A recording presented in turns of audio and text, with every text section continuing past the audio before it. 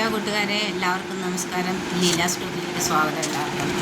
ഇന്നൊരു വിഷയം പറയാൻ പോകുന്നത് ഈ ഉപകാരം ചെയ്തിട്ട് പല വിധത്തിലായിട്ടുള്ള ഉപകാരം ചെയ്തിട്ട് ഉപദ്രവം ലഭിച്ചവരെ പറ്റിയാണ് സംസാരിക്കാൻ പോകുന്നത്.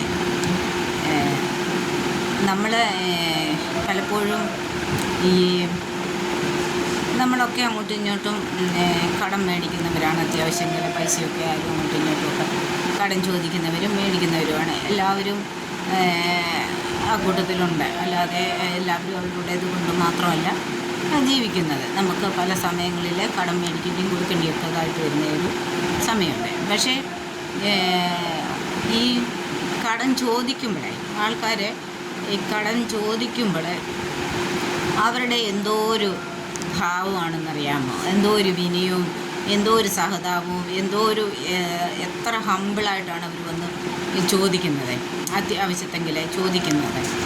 അപ്പം ഇന്നപ്പം തരാം, അയ്യോ എന്നെ ഒന്ന് സഹായിക്കണമേ, അങ്ങനെ ഉണ്ട്, കൊച്ചുങ്ങളുടെ ഫീസ് അടയ്ക്കാൻ, അല്ലെങ്കിൽ വാടക കൊടുക്കുക, അങ്ങനെ പല പല ബുദ്ധിമുട്ടുകൾ.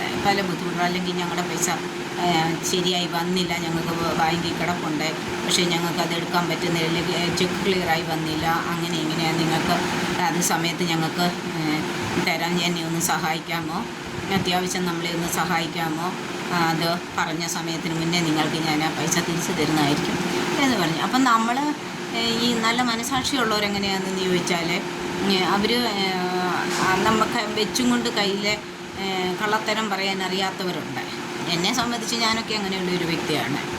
എൻ്റെ കയ്യിൽ ഒരു 4000 രൂപ കിടപ്പുണ്ടെങ്കിൽ 2000 രൂപ ബാങ്കിൽ ബാലൻസ് വെക്കേണ്ടെന്ന് അടുത്ത് വെച്ചിട്ട് ആരെങ്കിലും കടം ചോദിച്ചാൽ കൊടുക്കുന്ന ഒരു വ്യക്തിയാണ്.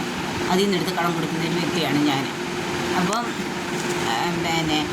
കൊടുത്തിട്ട് നമുക്ക് അബദ്ധങ്ങൾ കിട്ടിയിട്ടുമുണ്ട്, അത് വേറൊരു സത്യം. അപ്പം ഞാൻ പറഞ്ഞു വരുന്നതെന്ന് വെച്ചാൽ, ഒരു ആൾ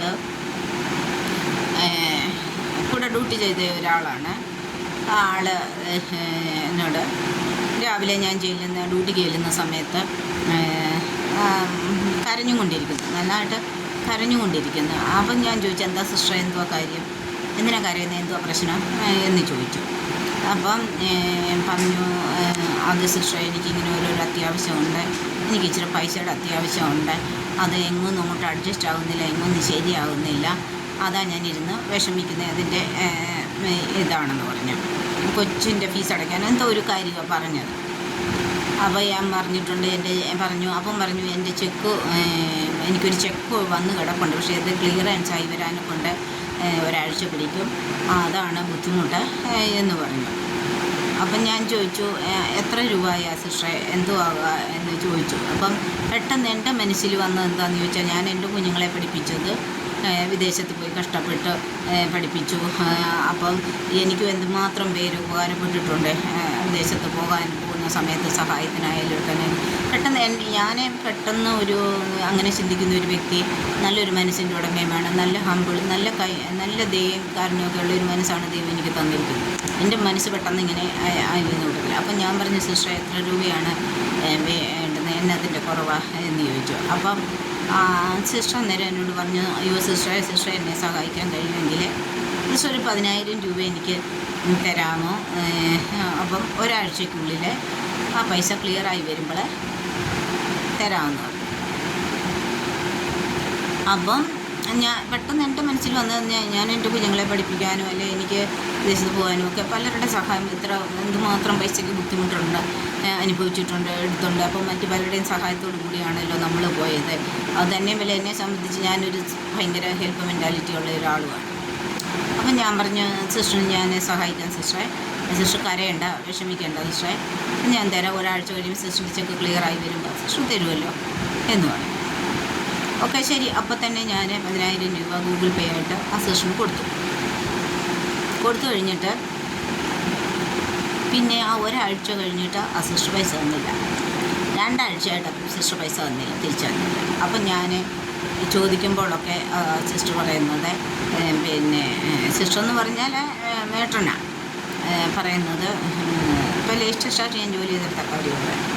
പറയുന്നത്, അതോ യോ സിസ്റ്ററെ, അതോ അങ്ങനെ പറ്റിപ്പോയി, അതിങ്ങനെ പറ്റിപ്പോയി, ഞാൻ സിസ്റ്ററിൻ്റെ പൈസ തരും എന്ന് പറഞ്ഞു. എന്ന് പറഞ്ഞിട്ട് ഈ പുള്ളിക്കാരി പൈസ തന്നിട്ടേ ഇല്ല, ഒരു മാസമായിട്ടും പൈസ തന്നിട്ടുമില്ല, എടുത്തിട്ടുമില്ല. ചോദിക്കുമ്പോഴെല്ലാം ഓരോ ഒഴിവുകൾ അങ്ങനെ പറയുക. അപ്പം നമ്മളോട് ആ പൈസ മേടിക്കാൻ സമയത്ത് കാണിച്ച ആ ദയനീയതയും ആ മനോഭാവമൊന്നും അല്ല നമ്മൾ പൈസ ചോദിക്കുന്നു. പൈസ നമ്മൾ ചിരിച്ചു ചോദിക്കുമ്പോൾ നമ്മൾ അവരുടെ ഔദാര്യത്തിനോട് അവരോട് നമ്മൾ പൈസ കടം ചോദിക്കുന്ന കണക്കാണ് അവരുടെ ആ സംസാരവും പെരുമാറ്റമൊക്കെ. അപ്പം പിന്നീട് ഇവർ ഇങ്ങനെ പൈസ തരുന്നില്ല എന്ന് കണ്ടു കഴിഞ്ഞപ്പോൾ എങ്ങനെ മേടിക്കും എന്നുള്ള ഒരു ഇതുകൊണ്ട് നമ്മൾ കൊടുത്തും പോയി.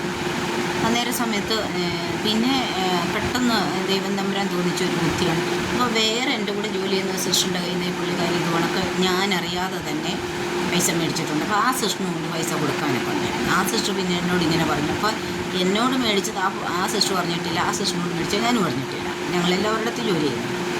അപ്പോൾ ആ സിസ്റ്റർ എന്നോട് പറഞ്ഞു, സിസ്റ്ററെ എന്നേക്കും പൈസ മേടിച്ചിട്ടുണ്ട്, പുള്ളിക്കാരി തരുന്നില്ല, ചോദിക്കുമ്പോഴെല്ലാം ഓരോ ഒഴിവ് പറയുക, അത് ഓണക്ക് എന്നോട് പറഞ്ഞു ഇത് ചെയ്തിട്ടാ ഞാൻ കൊടുത്തതെന്ന് പറഞ്ഞു.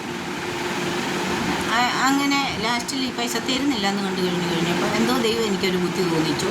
ഞാൻ അഡ്മിനിസ്ട്രേഷനിൽ പറഞ്ഞു അവരുടെ സാലറി ഞങ്ങൾക്ക് പൈസ തരാനുണ്ട്, പ്രൂഫ് സഹിതം ഞാൻ കാണിച്ചു. ഞങ്ങൾക്ക് സാലറി ഞങ്ങളുടെ പൈസ അവർ തരുന്നില്ല, അതുകൊണ്ട് അവരുടെ സാലറി സ്റ്റോപ്പ് ചെയ്ത് വെച്ചിട്ട് ഞങ്ങളുടെ പൈസ അതിൻ്റെ അകത്ത് നിന്ന് തരണം. പ്രൂഫ് സഹിതം ഞാൻ MS-ന് കൊടുത്തു. പിന്നെ MS അങ്ങനെ തന്നെ ചെയ്തു. MS എന്ത് ചെയ്തു, ആ പൈസ അവരുടെ സാലറിയിൽ നിന്ന് സ്റ്റോപ്പ് ചെയ്ത് വെച്ചിട്ട് അതിൻ്റെ അകത്ത് നിന്ന് ഞങ്ങളുടെ സാലറി എടുത്ത് ഞങ്ങളുടെ പൈസ എടുത്ത് തരികയാണ് ചെയ്തു. ഞാൻ പറഞ്ഞു വരുന്നത് എന്താണെന്ന് ചോദിച്ചാൽ, പല ആൾക്കാരും നമ്മളെ എന്തെങ്കിലും സഹായമോ അല്ലെങ്കിൽ പൈസ തന്നെ കടം ചോദിക്കുമ്പോൾ അവരാ ചോദിക്കുമ്പോഴത്തെ അവരുടെ ആ പെരുമാറ്റവും രീതികളുമല്ല നമ്മൾ പൈസ തിരിച്ചു ചോദിക്കുമ്പോൾ. അങ്ങനത്തെ ആൾക്കാരാണ് ഇന്ന് അതിൽ വിശ്വസിച്ച് ആർക്കെങ്ങനെ കൊടുക്കും.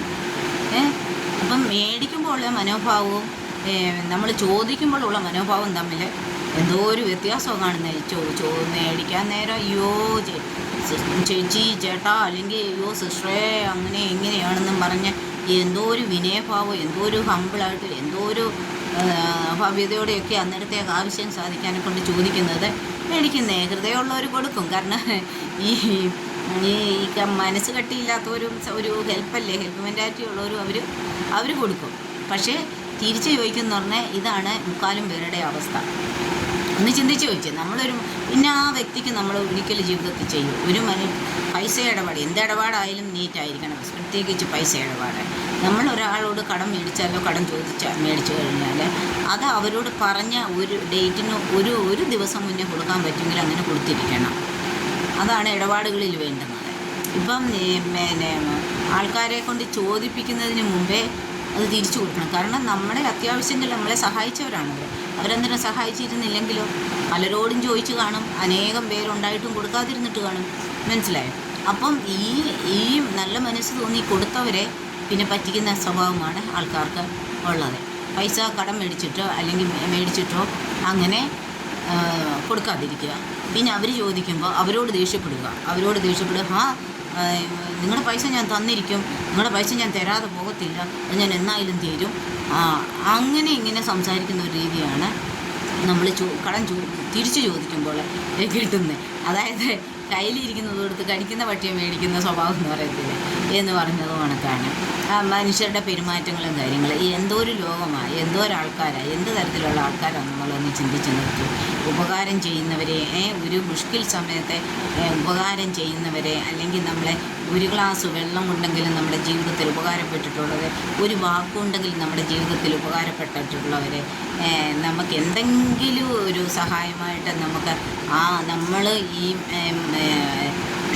ആരും തുണയില്ലാതെ അല്ലെങ്കിൽ ആരും ഒരു സഹായം അങ്ങനെയൊക്കെ ഇരുന്ന പല പ്രതിസന്ധി സമയങ്ങളിൽ നമുക്ക് ഉപകാരപ്പെട്ടിട്ടുള്ളവരെ അല്ലെങ്കിൽ നമ്മളോട് സഹായമായിട്ടുള്ളവരെ ഏത് തരത്തിലാണെന്ന് പറഞ്ഞാൽ ഉപകാരപ്പെട്ടിട്ടുള്ളത് അവരെയൊന്നും ഒരിക്കലും മറന്ന് ജീവിക്കരുതെന്നാണ് പറയാനുള്ളത്. നമ്മൾ തിരിഞ്ഞു നോക്കണം, നമ്മുടെ ജീവിതത്തിൽ നമ്മൾ തിരിഞ്ഞു നോക്കണം. നമുക്കൊരു വാക്കുണ്ടായാലും പ്രവൃത്തി ഉണ്ടായാലും നമുക്ക് ഉപകാരപ്പെട്ടവരാരെ, ആ സമയത്ത് നമ്മളെ തള്ളിയവരാരെ, ഇതൊക്കെ നമ്മൾ തിരിച്ചറിഞ്ഞിട്ട് നമുക്ക് ആ ഉപകാരപ്പെട്ടവരെ ഒരു നാളും നമ്മൾ മറന്ന് ജീവിക്കുക. നമ്മൾ എന്നും അവരോട് നന്ദിയും സ്നേഹവും അവർക്ക് വേണ്ടി പ്രാർത്ഥനയും ചെയ്യുന്നവരായിട്ടിരിക്കണം. എന്നാണ് എനിക്ക് പറയാനുള്ളത്. ഈ വീഡിയോയിൽ ഞാനിപ്പോൾ പറയുന്നത് അതുകൊണ്ടാണ് പറയുന്നത്. അതുകൊണ്ട് നിങ്ങളൊക്കെ കടം കൊടുക്കുമ്പോൾ ആർക്കെങ്കിലും എന്തെങ്കിലും പൈസയൊക്കെ ഇങ്ങനെ കടം കൊടുത്തു കഴിയുമ്പോൾ നിങ്ങൾക്ക് ഇങ്ങനത്തെയുള്ള അനുഭവം ഉണ്ടായിട്ടുണ്ടെങ്കിൽ കമൻ്റായിട്ട് പറയണം.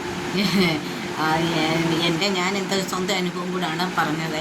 അതുപോലെ എത്രയോ പേർക്ക് പറ്റിയിട്ടുണ്ട്. പിന്നെ എൻ്റെ കൂട്ടുകാരി അസിസ്റ്റൻ്റെയും പൈസയും കൂടെ അങ്ങനെയാണ് ഞങ്ങൾക്ക് കിട്ടിയത്. അഡ്മിനിസ്ട്രേറ്റീവ് നിന്ന് മേടിച്ച് ഞങ്ങൾക്ക് തരുമായിരുന്നു.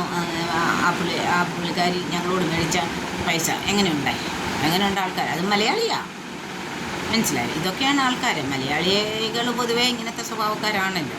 അപ്പം മനുഷ്യന് കുറച്ചൊക്കെ നേരും നിലയൊക്കെ വേണം ജീവിതത്തിൽ. സഹായിച്ചവരെയും അറ്റ ടൈമിൽ വിഷമഘട്ടത്തിൽ നിന്നപോലെ സഹായിച്ചവരെയും കൂടെ നിന്നവരെയും ഒന്നും മറന്ന് ഒരു നാൾ ഒരു മനുഷ്യനും ജീവിക്കരുതെന്ന് മാത്രമാണ് എനിക്ക് പറയാനുള്ളത്. നമ്മൾ പിന്നിട്ട് കടന്നുപോയ ജീവിതത്തിൽ പല വിധത്തിൽ പല സ്ഥലങ്ങളിൽ പല ഇടങ്ങളിൽ നമുക്ക് ഉപകാരമായിട്ടുള്ളവർ, നമുക്ക് ഹെൽപ്പ് മെൻറ്റാലിറ്റി തന്നവർ, സാമ്പത്തികമായിട്ടും മറ്റ് മാനസികമായിട്ടും ഒക്കെ പിൻബലവും ഒക്കെ തന്നവരെ ഒന്നും ഒരിക്കലും മറന്ന് ജീവിക്കരുത്. അവരോടൊക്കെ എന്നും നന്ദിയും സ്നേഹവും ഉള്ളവരായിരിക്കണമെന്നാണ് എനിക്ക് ഈ വീഡിയോയിൽ കൂടെ പറയുവാനുള്ളത്. നിങ്ങൾ ഈ വീഡിയോ കാണുമ്പോൾ നിങ്ങൾ ആർക്കെങ്കിലും ഇങ്ങനെയുള്ള അനുഭവങ്ങൾ ഉണ്ടായിട്ടുണ്ടെങ്കിൽ അത് കമൻ്റായിട്ട് ഇടണം. എൻ്റെ ചാനൽ ലൈക്ക് ചെയ്യണം, ഷെയർ ചെയ്യണം. ഇനി വേറൊരു വിഷയമായിട്ട് ഞാൻ ഇനിയും വരാം. എല്ലാവർക്കും നമസ്കാരം. ഓക്കെ.